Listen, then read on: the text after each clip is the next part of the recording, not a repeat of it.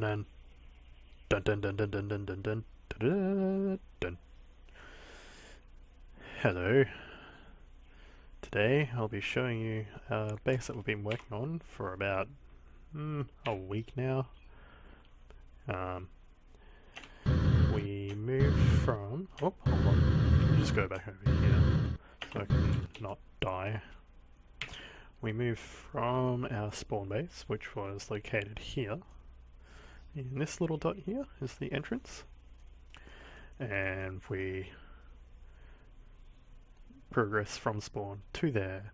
And we now found a decent place to build like a community base, kind of, in here. And I'm just here on this massive oak wood plank pylon. Can't pronounce words properly anymore. I've been re-recording this so many times now because I realised on my software that I was playing around with the software too much and the sound and audio just didn't want to work for me. So this is probably about the bajillionth time I've done this recording of the exact same stuff. So if it gets boring or dull or just not interesting, just skip this video. I honestly don't care anymore. But for anyone else who's actually interested in the base we've made, it's a nice build. We've got these 2 iron doors. It actually saved our life a couple of times. We had a creeper last night almost blow up charge, and the base along with it, but he was saved by the iron doors and the blast resistance from them, so he didn't die. It's a pretty good setup. Double doors with big buttons from open blocks and pressure plates, as well as a little murder hole like at the last base. Helps you kill all the mobs as they're trying to walk through the front door. Yeah, so that's that part. And I got a little bed with a view over here, looks pretty good. And oh, it's a nice picture, except the oak plank pylon thing that I made a couple of days ago is in the way. Should probably take that down. Yeah, looks horrible. Yeah, we've also got a nether portal and a nice little enclosing for it, just in case mobs spawn around, because they tend to do that sometimes if you don't do it properly or you're very unlucky. Yeah, we've got our little Malice's door. I think Charge or Semi-Kamoz made that. It's pretty cool. And we've got our crafting area with a bunch of crafting tables and crafting stations from Tinker's Construct. The Tinker's Construct crafting stations are pretty cool. You can just leave items in there and they stay in there until you want to come back. Whereas with the normal crafting tables, if you put something in there, they just drop out as soon as you're finished with them. So having both is pretty good. Especially when you're working on multiple things with a group of people, because you want crafting tables so you can always craft stuff without having to be interrupted by someone else. And you will also want to leave items in to be crafted while you wait for the rest of the items to be crafted early game. Also, the way I position this stuff is so you can access all the chests anywhere without having to walk too far. And then the rest of the base builds, the thinking behind it's basically the further you progress away from the crafting area, the less you have to do as you walk away. So obviously all your processing machines are very close to it, and also got chests set up so any processed ores and items and materials can be picked up while you're in the crafting area. And we've got our sag mill, our IO alloy smelter, and a chest up here, and a pulverizer, and a redstone furnace, and a metallurgic infuser. And yeah, we've also got our mining shaft that goes down, massive stairwell down to bedrock level. So you've got a whole bunch of different areas you can mine in, or different level opening areas you can access. So when you walk out, it's positioned like this, so when you walk out, you can actually just go up, chuck your ores in here, that should go in the alloy smelter, and then you chuck all your tools in to charge up, and they charge up, take them back out, and then you can go back to mining again, which is pretty cool. Yeah, that's that. We've also got this redstone clock and a lever set up on top of a casting table with an ingot cast. Credit goes to Aussie for making this. It's a pretty cool design. He made one at the old base, and we've put it at this base now as well. Aussie and I think it's Cyber Arsenal. They've got this set up their base too. It's pretty neat. All you do is you just chuck in your ores into here, and when you want to empty out the entire smeltery, in case you're doing something with it, you just pull this lever and it chucks the melted ingots and stuff into here, and then it chucks it into the iron chest using a transfer node from extra utilities. Yeah, that's that. And then for power, we're using furnace generators running off charcoal, generated from a mine factory reloaded tree farm. And we've also got a lava generator set up that's rarely used here. But for this tree farm setup, we're using fertilizer to power it. Basically, it's the only thing that gets used up in this source. Oh my god, zombie. You have to be quiet sometimes. Everything else is replenishable, so yeah, it's pretty good. It's a semi-replenishable energy system, so it's not completely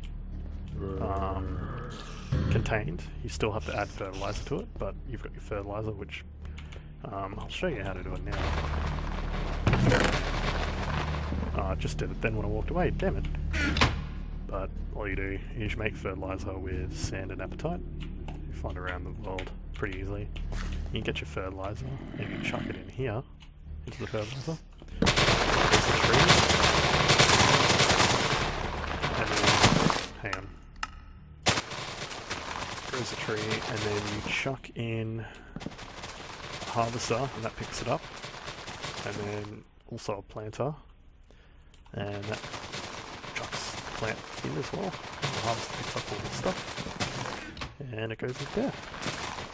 And then we've also got a trash can for the sludge that the harvester puts out. If you don't put a liquid trash can there, it will slow down in its running process, so it won't harvest as quickly.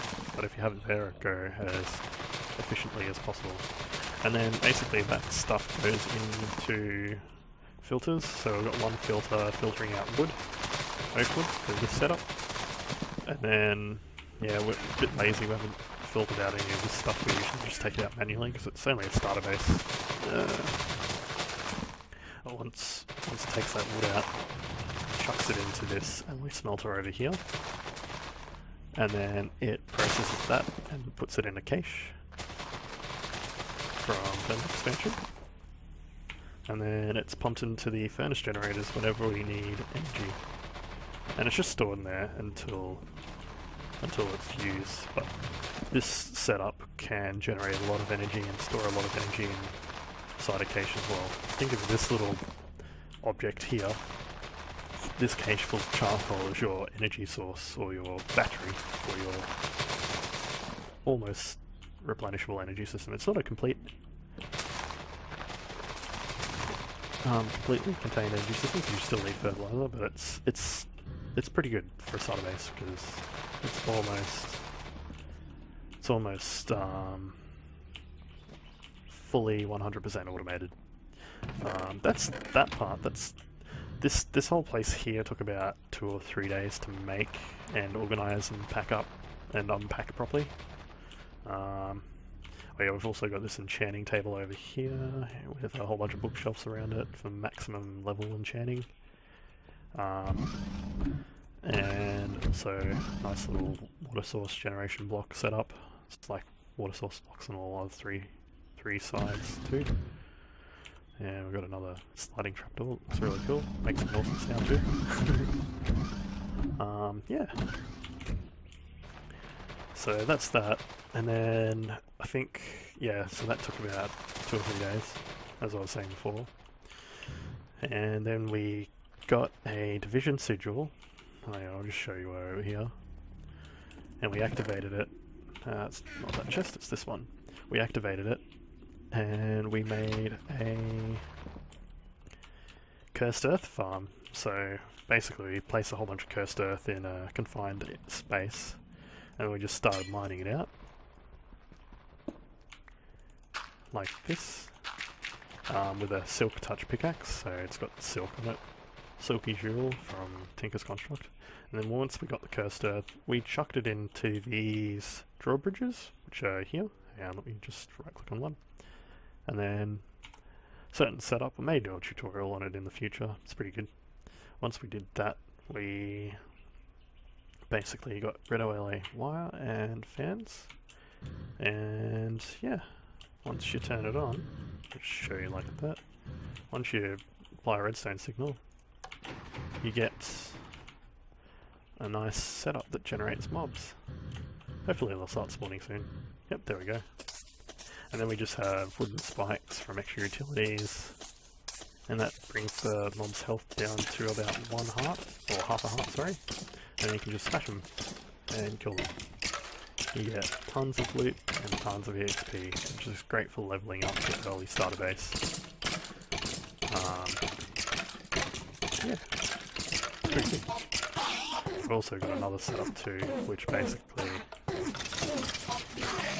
it's automated, so iron spikes actually just kill them and drop loot and no EXP, and then you can just pick it up with like a vacuum hopper or something else as well.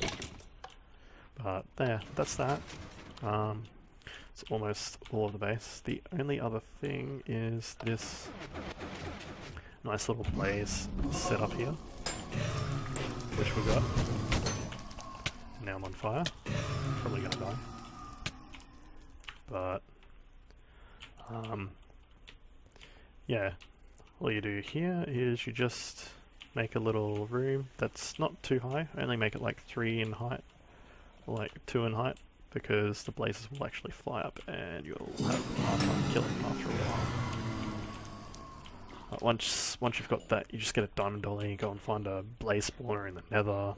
Hang on, I'll just show you diamond dolly. And you just make it like that. It's pretty simple. And then you can pick up a blaze spawner, or any kind of spawner for that matter, and then you can chuck it down in your little mob spawning area too, which is pretty cool. So that's 2 different ways. You got cursed earth and you got movable spawners, which are very good for early base startups. You could call it early to mid-tier base because it's pretty functional, but it starts out as an early game base, and you can expand on it. But at this point, I can't really work here anymore because, again, this setup's really, really cramped. If I keep on building here, I'm going to run into trouble. So I did actually find another place to build. I'll just show you that now. It's pretty cool. Hang on, I'll show you on the mini-map first. So we're here, and we're here at this mountain. Basically, there's this big place called Jaded Cliffs, and we're going to head there in a minute. But, oh my god, I've got to stop saying that. Yeah, it's a nice looking place. There's also another village right beside it, and there's also a runic dungeon. I think that's the runic dungeon there, so that thing there. Yeah, it's pretty cool, but yeah, I'll just go there now and show you. We'll wrap up this part of the episode and I'll get the other stuff prepared for a little kind of simple tutorial on how to do these teleporters. So just don't mind me for a second. Just close your eyes. Close your eyes and I'll tell you when to open them. Yeah. So yeah, this is the Jaded Cliffs area. This is where I'm planning on building my big base for most of the season. There's a lot of areas, a lot of overcast areas with massive ravines and big drops.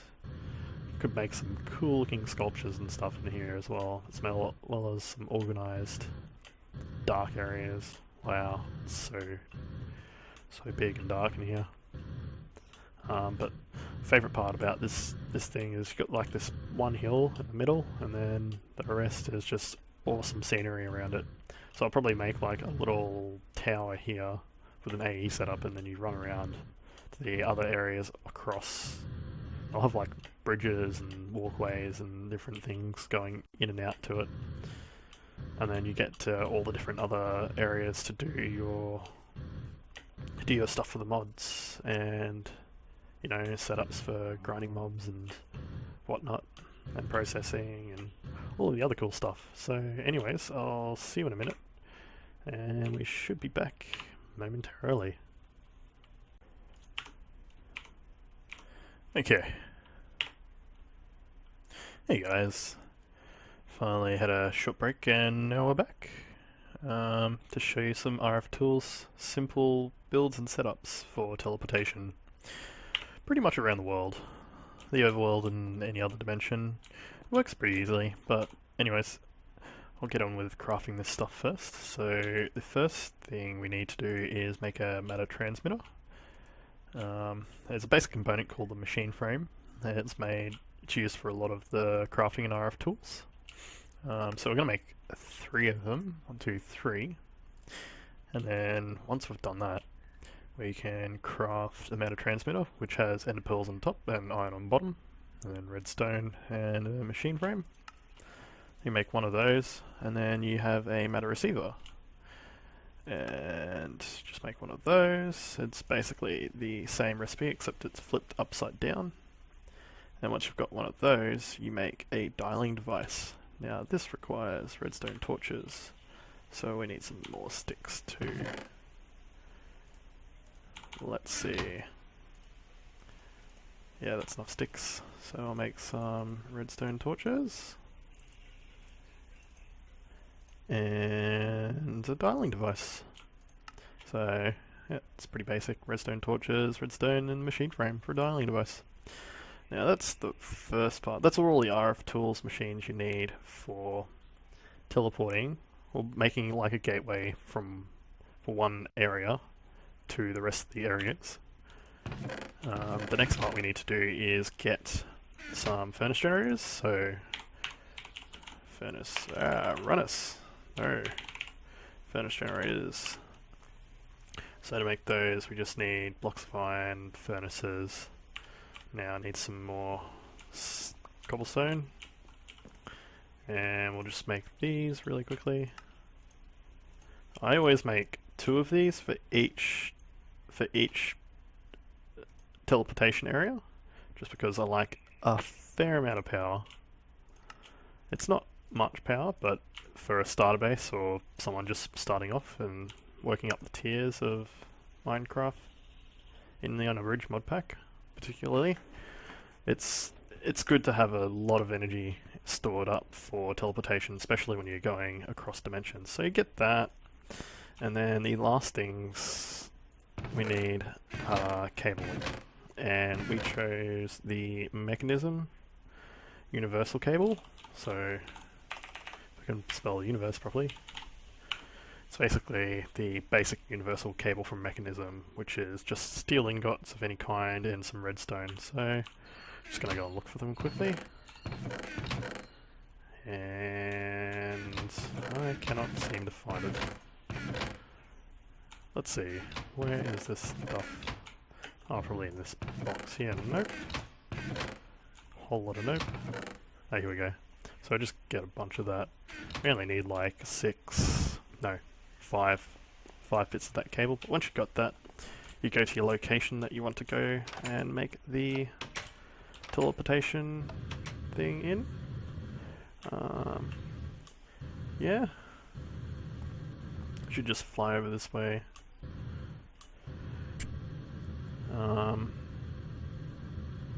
And we'll see you in a moment.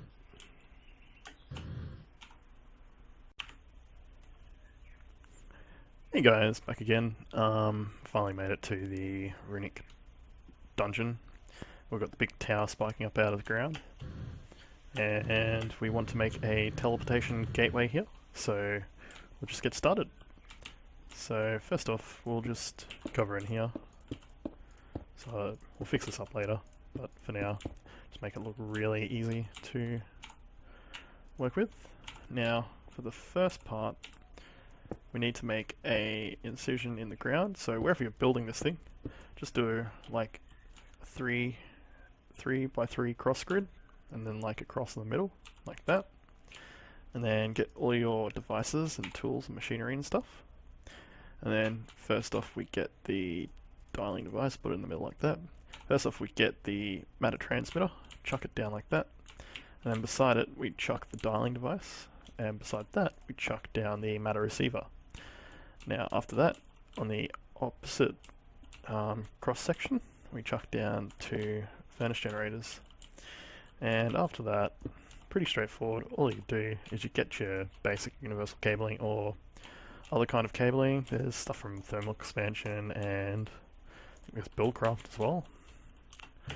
Once you've got that, all you have to do is place it down on the bottom like I did just before, and that's it. That's the rest of the build. And then from here on out you just chuck in some burnable fuel. I've got coal blocks here because lots and lots of power for a lot of time. If you chuck those in and let all the devices charge up, we'll just go through the rest of the setup while we're waiting. So first off, when you want to use this teleportation device that we've made, the first thing you want to do is right click on the matter transmitter and receiver and name them. So I'll call this Runic Dungeon. Hopefully I've spelt that properly. I'll change it later if I need to. And you name both the matter receiver and transmitter because you want to identify what it is and where it is at.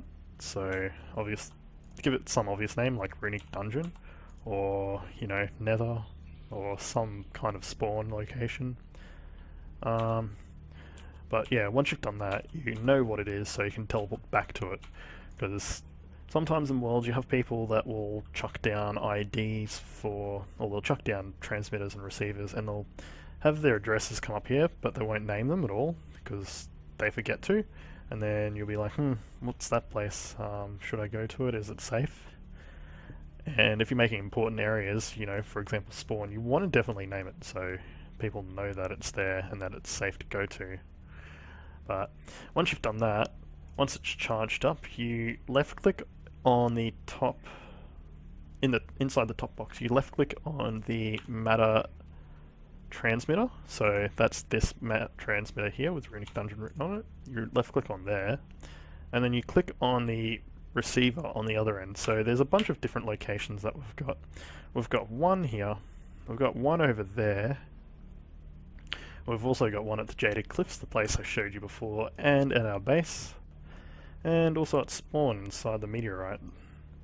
So once you do that, all you have to do is left click on that, and then left click on a location. We'll head back to Mount Vera, and you can either dial and leave the gate open, so leave the transmitter and receiver set up between the 2 locations open, or you can dial once, which basically means if you dial it and you go into it, it turns it off as soon as you go through. So I like doing that because it's actually pretty convenient, so you don't have to turn off the transmitter and receiver on either end once you want to go there or to a different place. So I'll just jump through. Now it's important to remember there's text in the bottom left hand corner that turns up in your chat.